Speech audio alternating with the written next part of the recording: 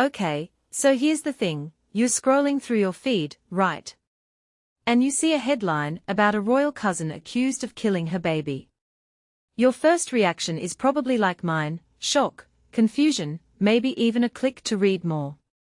But what if I told you this story isn't just a tabloid-ready tragedy? What if it's a window into the darkest corners of parental love, the cracks in our moral judgments, and the eerie silence of the monarchy? Let's unpack this. So, the woman in question, Elizabeth Alice Wise, was technically royalty. Great-great-granddaughter of Queen Victoria, cousin to Charles III. Not exactly a household name, which makes the scandal even weirder. Here's the twist, in 1974, she gave her severely disabled daughter an overdose of sleeping pills to end her suffering. She pleaded guilty to manslaughter. But here's where it gets uncomfortable, the judge gave her 1 year of probation. 1 year. For killing her own child. And the public. They didn't revolt. The media. They mostly shrugged. Why?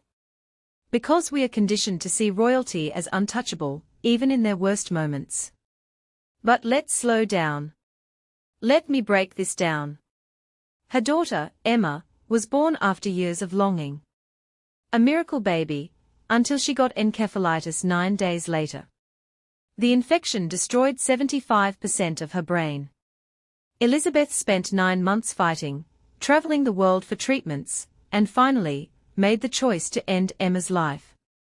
Now, before you jump to judgment, ask yourself, what would you do in her shoes? We like to think we'd be saints, but this is the kind of impossible decision no one should face. And yet, here's a woman who did the unthinkable, and got a slap on the wrist. Why? Because the court saw her mental state? Or because her bloodline carried weight?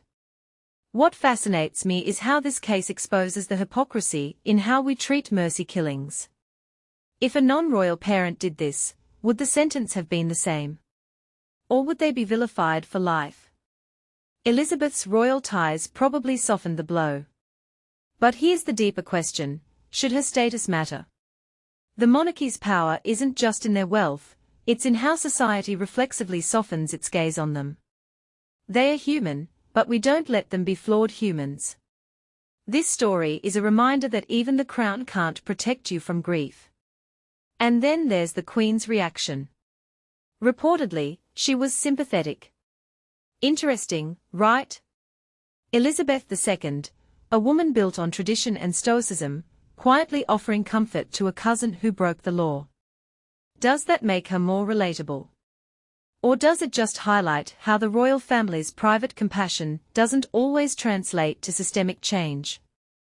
Because here's the kicker, Elizabeth Alice Wise spent her later years advocating for parents of disabled kids. She went on BBC Radio arguing whether doctors should prolong lives like Emma's. But did the monarchy amplify her voice? Nope. They let her fade into the shadows. So what's the takeaway here? For me, it's this.